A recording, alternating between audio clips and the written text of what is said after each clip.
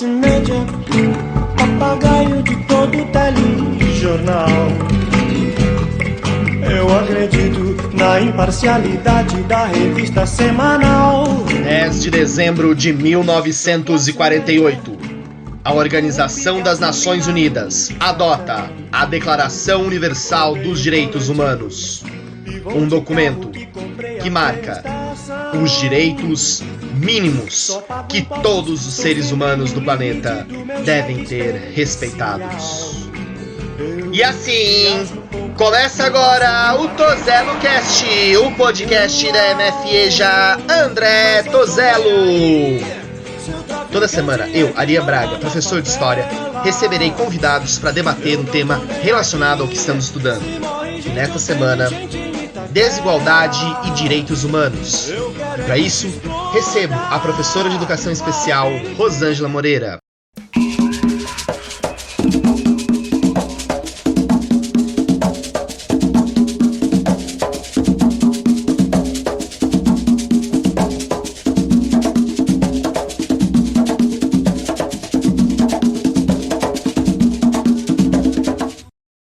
Rosângela, é um grande prazer recebê-la aqui no Tozelo Cast. Seja muito bem-vinda. Vamos conversar um pouquinho, então, sobre desigualdade e direitos humanos. Olá, Ariane. Olá a todas e a todos. Quero dizer que é muito bom estar aqui com vocês para conversar um pouquinho sobre desigualdade social, um tema muito denso, muito amplo e muito necessário. A gente precisa conversar sobre as desigualdades que separam e que excluem pessoas na nossa sociedade. Precisamos conversar cada vez mais sobre os motivos dessa desigualdade e, principalmente, sobre ações para enfrentar essas desigualdades, para que elas diminuam cada vez mais.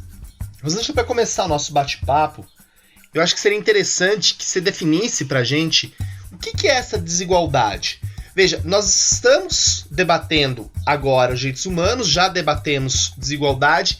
Como que essas duas coisas podem se relacionar? Ou seja, o que é a desigualdade na tua visão? E a partir disso, onde que na sociedade a gente enxerga essa desigualdade acontecendo?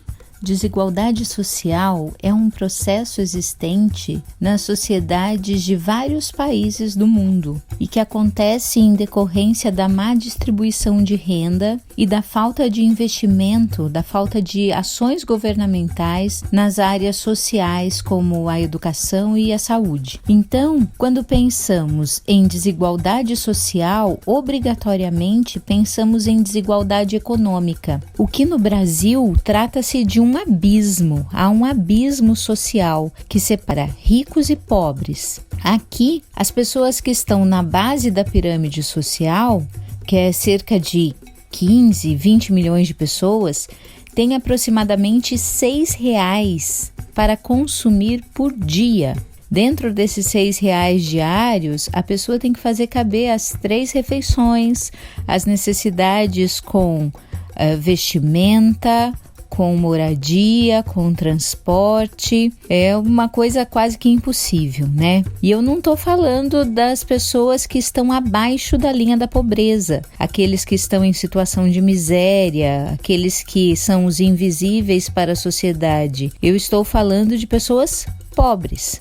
Enquanto que os mais ricos, que é cerca de 1 milhão de pessoas aqui no nosso país, podem gastar aproximadamente R$2.000 por dia. Ou seja, o que um rico pode consumir é cerca de 330 vezes maior que um pobre poderia gastar diariamente.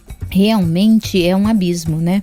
Mas esse abismo econômico marca também diferenças no acesso à saúde de qualidade e saúde no sentido amplo de prevenção, manutenção e tratamento, como, por exemplo, o acesso ao serviço pré-natal, às vacinas, exames, medicamentos. Marca a desigualdade na segurança alimentar, a certeza que você vai poder fazer no mínimo 3 refeições de qualidade por dia. marca a desigualdade em uma educação de qualidade, o que envolve a infraestrutura física dos ambientes escolares, a formação e a valorização dos professores e profissionais que trabalham nessa escola. Marca a desigualdade no acesso à cultura, nos aparelhos culturais da cidade, para que as pessoas acessem formas de cultura e ampliem o seu conhecimento, a sua visão sobre o mundo. Marca as desigualdades nas condições de moradia, com condições sanitárias, inclusive condições de transporte, asfalto, comércio próximo. Marca as desigualdades nas condições de trabalho e emprego das pessoas e ainda marca questões voltadas à violência, à mortalidade infantil, à expectativa de vida das pessoas. A pandemia da Covid-19, por exemplo, mostrou claramente como as desigualdades sociais determinam quem tem o direito à vida e quem vai morrer antes, porque não teve condições estruturais de fazer o isolamento social em uma casa confortável, em um ambiente tranquilo, não teve condições financeiras, então precisou ir para o trabalho em ônibus lotado, trocando vírus com outras 100 pessoas e ainda porque, ao ser contaminado, dependeu dos leitos disponíveis no sistema público de saúde da região na qual mora. Olhando agora para o universo da escola, né? Se o direito à educação, à preservação da cultura é parte dos direitos humanos, a escola, sem dúvida nenhuma, é o lugar onde esses direitos podem ser exercidos por uma população ampla. Como que a desigualdade aparece na escola? Em que situações a gente pode enxergar essa desigualdade? Bom, a desigualdade social, obviamente, resvala na educação e podemos percebê-la quando comparamos escolas que atendem classes pobres e classes ricas. Escolas com um público pertencente a classes mais abastadas têm condições físicas e estruturais que colaboram com a educação de qualidade, com quadras cobertas, salas de teatro, laboratórios de informática e para experimentos científicos. Nestas escolas, o profissional geralmente é bem remunerado, então ele pode ter dedicação exclusiva, ele tem acesso à formação continuada.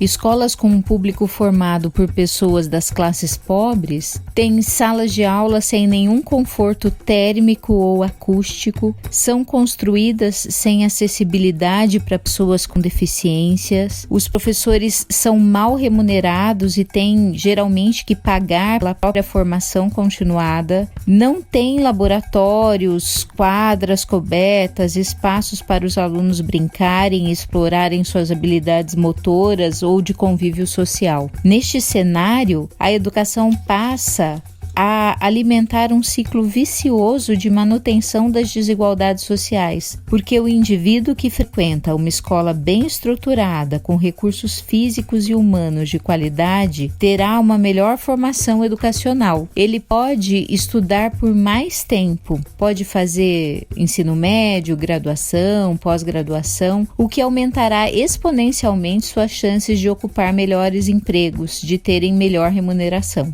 No outro extremo dessa estrutura social estão as pessoas que terão que lutar contra o calor, o barulho, a falta de material, a falta de professor que não foi contratado e enfrentar outras tantas lutas que parecem individuais, mas que também têm suas raízes na desigualdade social. Terão que enfrentar todas essas lutas para aprender o básico e, em algumas vezes, a escola é abandonada, porque a necessidade de trabalhar vem roubar esse direito que deveria ser sagrado, né? O direito à educação. Eu estou usando o termo desigualdade no singular, mas precisamos pensar no plural, em desigualdades, porque mesmo dentro de uma escola, em um determinado bairro, notamos marcas diversas das diferenças sociais dentro daquela comunidade. Nós temos, por exemplo, dentro de uma mesma escola, o aluno que mal vê os pais porque estes precisam trabalhar muito e não conseguem acompanhar o desenvolvimento educacional do seu filho. Temos, ao mesmo tempo, o aluno que pode contar com a atenção e com o apoio de pelo menos um dos seus responsáveis. Nós temos alunos que são criados por seus avós e que têm pouco conhecimento escolar e podem contribuir muito pouco nesse aspecto. Nós temos os alunos da EJA, que deixou a escola muito cedo para trabalhar e retorna depois de 20 ou 30 anos ainda trabalhando, tendo que conciliar trabalho, família, casa, escola e todas as demandas de uma vida adulta. Temos alunos que relatam viagens e passeios, ainda que modestos, e têm algum poder de compra. E ao mesmo tempo temos alunos que dependem da alimentação oferecida pela escola. E nós, professores, temos que lidar e planejar nossas atividades pensando nessas realidades, tentando oferecer o melhor possível, a fim de diminuir o impacto dessas desigualdades dentro da escola, na perspectiva de uma educação de qualidade para todos, que inclua a todos e que faça com que todos alcancem realmente o direito à educação. A gente falou um pouquinho da escola em nível amplo, né? Mas estamos olhando para a EJA, sobretudo, né? E a educação de jovens e adultos, para muita gente, mais do que simplesmente direito à educação, é a porta de entrada para direitos sociais amplos. Como que nós, educadores e educadoras que trabalhamos com a EJA, podemos diminuir as desigualdades e fazer, de fato, esses direitos valerem para essa população que está nas nossas salas de aula, que está aprendendo com a gente, que de alguma forma tem na escola o seu grande espaço público? Trabalhar com alunos jovens e adultos, que é o público da EJA, é maravilhoso, né? No sentido de que podemos propor discussões que, pelo nível de maturidade e de experiência de vida deste público, podem levá-los a sair do senso comum e a romper algumas estruturas sociais impostas ou delimitadas pela nossa elite. E quando eu falo de elite, eu não estou falando do operário que comprou um carro SUV em 60 parcelas e agora não pode pagar o seguro e nem ir ao cinema, por exemplo, porque as parcelas do carro que ele comprou para parecer rico o deixou cada vez mais pobre. Esse operário faz parte da classe média pobre. Aliás, classe média é um termo que é uma aberração da nossa estrutura social e econômica. Foi criada pela elite como quem cria um muro para protegê-la, enquanto ela, elite, fica cada vez mais rica e o pobre, inclusive os que não se consideram pobres, são mais explorados e ficam cada vez mais pobres. Mas esse é um assunto para uma outra conversa. Eu estou dizendo isso porque acredito que, em primeiro lugar, devemos oferecer educação escolar de qualidade, acreditando que aqueles sujeitos adultos, trabalhadores, cansados, preocupados, são capazes de aprender. Têm o direito a aprender. Esse é o primeiro passo para a diminuição das desigualdades. Depois, e caminhando junto com essa ação primeira, é necessário fazer com que os alunos compreendam as origens das desigualdades sociais, como as estruturas sociais e econômicas funcionam e por que eles precisam, com urgência, deixar de se sentirem inferiores e culpados por serem pobres. Porque a meritocracia, aquele conceito que diz que você não está se esforçando o suficiente, é outra aberração criada pela elite para explorar mais ainda a força de trabalho do pobre e se tornar cada vez mais rica. E que a pobreza não existe por falta de esforço, nem por falta de riqueza. O Brasil, por exemplo, até 2017, era a 8ª economia do mundo, mas nunca foi o 8º melhor país para se viver, nunca teve a 8ª melhor condição de saúde, de educação ou de emprego. Então, a pobreza é fruto da má distribuição de renda.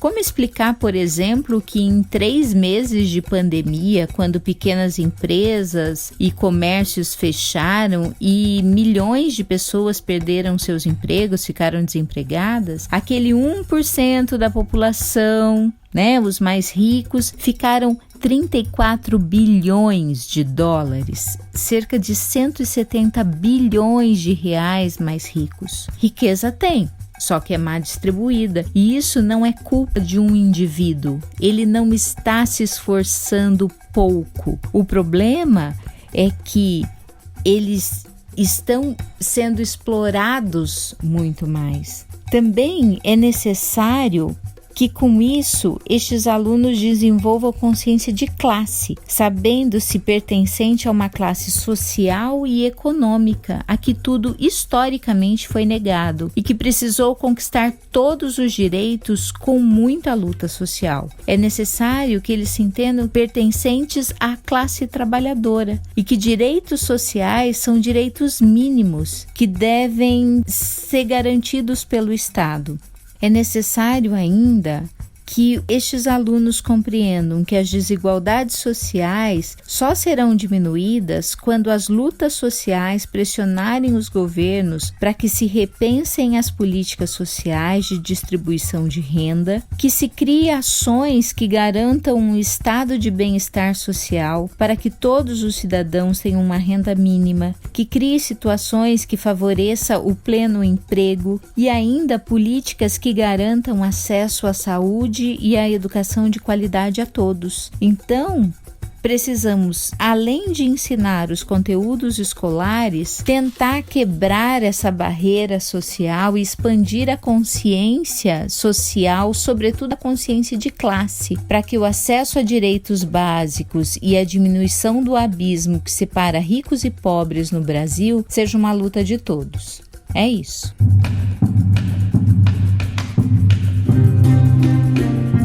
E vamos às nossas dicas culturais. Hoje nas dicas culturais eu vou fazer um pouquinho diferente. Eu vou, na verdade, colocar uma única dica cultural para vocês e ela vai estar junto do episódio, que é ler a Declaração Universal dos Direitos Humanos. É um documento muito importante para a gente entender direitos sociais amplos, para a gente entender aquilo que é o básico, o mínimo para ser um ser humano respeitado na sociedade, e também para que a gente possa, nos próximos encontros, debater um pouquinho como os direitos humanos aparecem, qual é essa visão de direitos humanos que as pessoas possuem. Então fica com essa dica cultural, tá bom?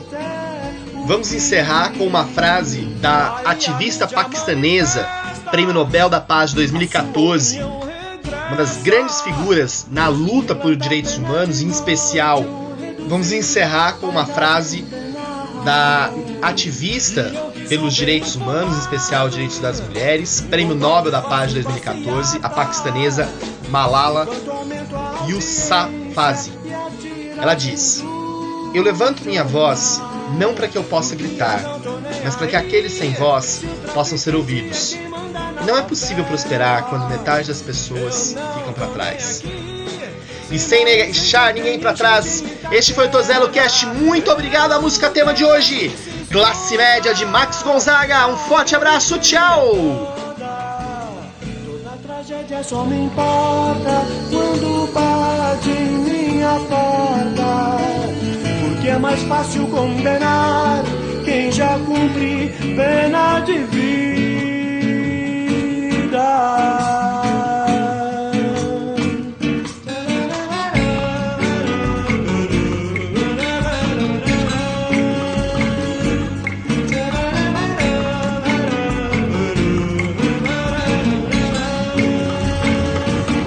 Sou classe média,